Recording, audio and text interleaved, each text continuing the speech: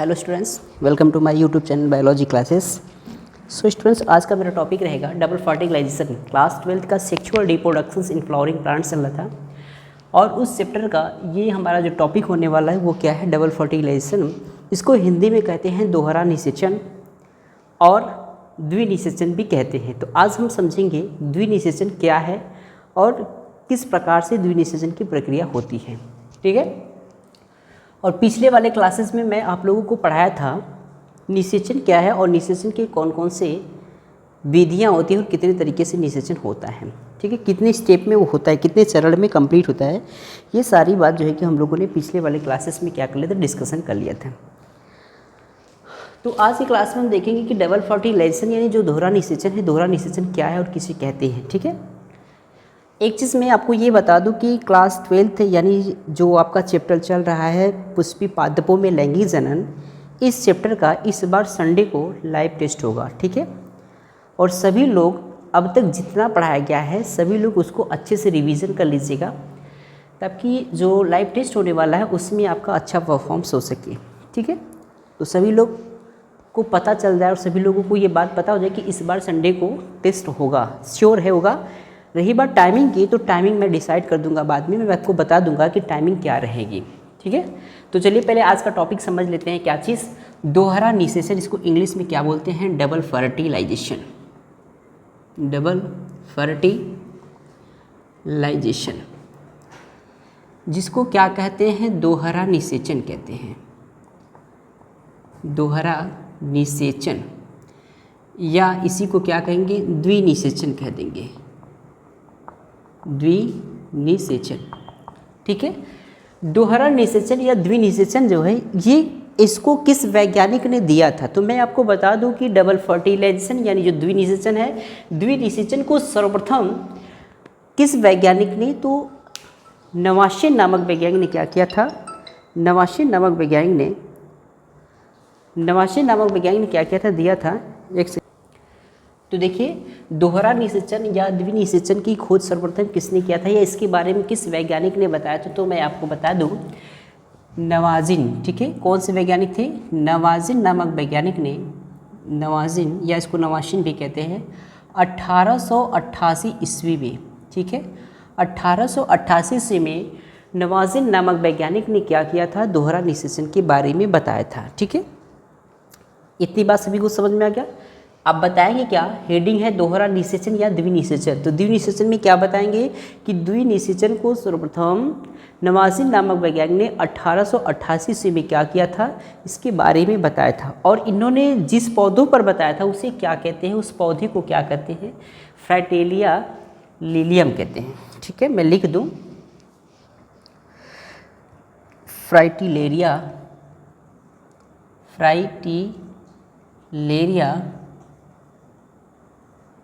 Lilium. इतनी बात सभी को समझ में आया कि नहीं आया? इसमें सिर्फ और सिर्फ मैंने आप लोगों को 2 पॉइंट बताया है। पहला पॉइंट मैंने क्या बता दिया?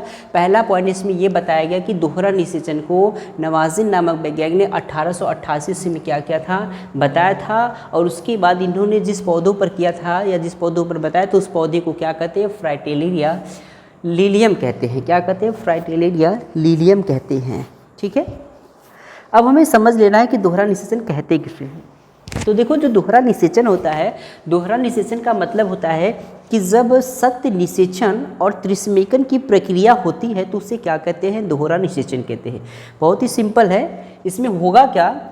2 चीज़ें होगी। एक तो होगा आपका क्या चीज़? सत्य निषेचन होगा और दूसरा क्या हो जाएगा? दूसरा हो जाएगा इसमें त्रिस्मेकन। त्रिस्मेकन और दोहरा निषेचन की प्रक्रिया को ही क्या कहते हैं? तो दोहरा निषेचन और त्रिस्मेकन की प्रक्रिया को क्या कहते हैं? द्विनिषेचन कहते हैं।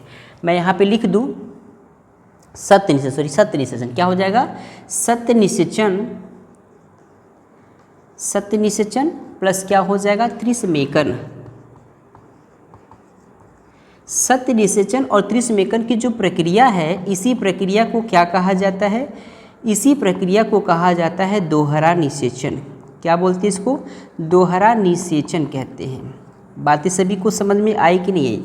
अब देखिए, अगर कोई पूछे कि दोहरा निषेचन क्या है, तो इसमें क्या बताएंगे कि जब सत्य निषेचन और क्या चीज़, सत्य निषेचन और त्रिस्मेकन की प्रक्रिया होती है तो इसे क्या कहा जाता है, इसे कहा जाता है दोहरा निषेचन। ठीक है, अब आपके दिमाग में एक प्रश्न आ रहा होगा कि ठीक है, सत्य निषेचन और ये त्रिस्मेकन की प्रक्रिया को ही क्या कहते हैं, दोहरा निषेचन कहते हैं, लेकिन ये ही आपको नहीं पता कि सत्य निषेचन किसे कहते हैं और त्रिस्मेकन किसे कहते हैं।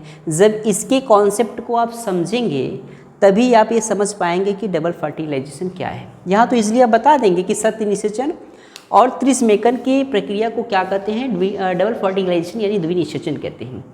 लेकिन आपके दिमाग में ज़रूर प्रश्न आ रहा होगा कि सर ये सत्य निषेचन क्या है और त्रिस्मेकन क्या है। तो पहले मैं इसको क्लियर कर दूं कि सत्य निषेचन किसे कहते हैं और आपका त्रिस्मेकन किसे कहते हैं। सत्य निषेचन का मतलब होता है कि जब आपका क्या होता है, एक नर युग्मक और दूसरा क्या होता है, एक अंडकोशिकी। ठीक है, क्या क्या चीज़ें, नर युग्मक और हो जाएगा आपका अंडकोशिकी। जब ये दोनों आपस में क्या करते हैं, संयुग्मन करते हैं। क्या क्या चीज़ें, नर युग्मक और क्या हो जाएगा, अंडकोशिकी आपस में क्या करते हैं, संलयन करते हैं और संलयन करने के बाद क्या करते हैं, द्विगुणित युग्मनज का निर्माण करते हैं। तो ये प्रक्रिया कहलाती है सत्य निषेचन। चलिए इसको हम यहाँ डिफाइन कर देते हैं। क्या क्या होगा भाई, नर युग्मक, एक क्या हो जाएगा, नर युग्मक हो जाएगा और दूसरा क्या हो जाएगा, अंडकोशिकी हो जाएगा। नर युग्मक और अंडकोशिकी जब ये दोनों आपस में क्या करते हो, संलयन करते हैं, तो संलयन करने के बाद यानी फ्यूज़न करते हैं, संलयन करने के बाद ये क्या करते हो, द्विगुणित युग्मनज का निर्माण करते हैं। क्या करते हैं, द्विगुणित युग्मनज का निर्माण करते हैं। तो इस प्रक्रिया को ही क्या कहा जाता है, इस प्रक्रिया को कहा जाता है सत्य निषेचन।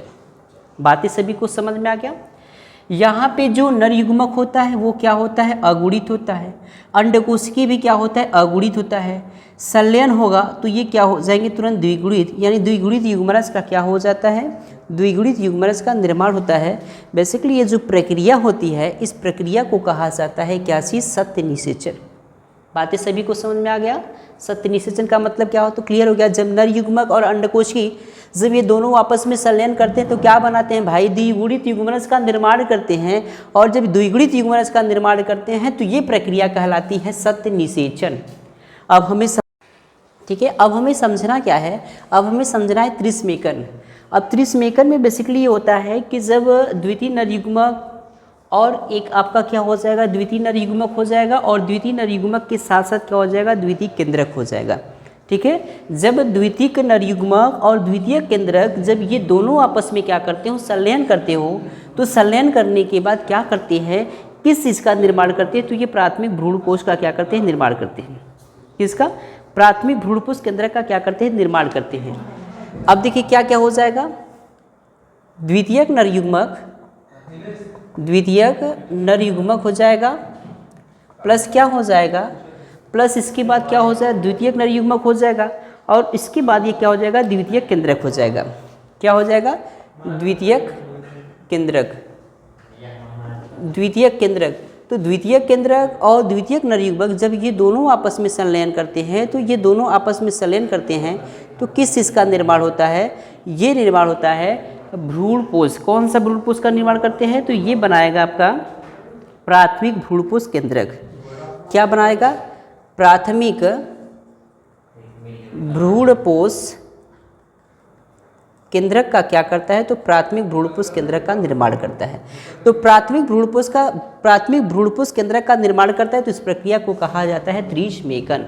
बातें सभी को समझ में आएगी नहीं, त्रिस्मेकन क्या है, सबको क्लियर हो गया, समझ में आ गया। फटाफट में कमेंट करके बताइए कि आप सब समझ गए त्रिस्मेकन क्या है। तो त्रिस्मेकन का मतलब मैंने बताया कि जब द्वितीयक नर युग्मक और द्वितीयक केंद्रक जब दोनों आपस में संलयन करते हैं तो प्राथमिक भ्रूणपोष का क्या होता है, प्राथमिक भ्रूणपोष केंद्रक का निर्माण होता है और ये प्रक्रिया क्या कहलाती है, त्रिस्मेकन। और त्रिस्मेकन और सत्य निषेचन जब ये दोनों प्रक्रिया हो जाती है तो उसे क्या कहा जाता है, दोहरा निषेचन कहते हैं, डबल फर्टिलाइजेशन कहते हैं।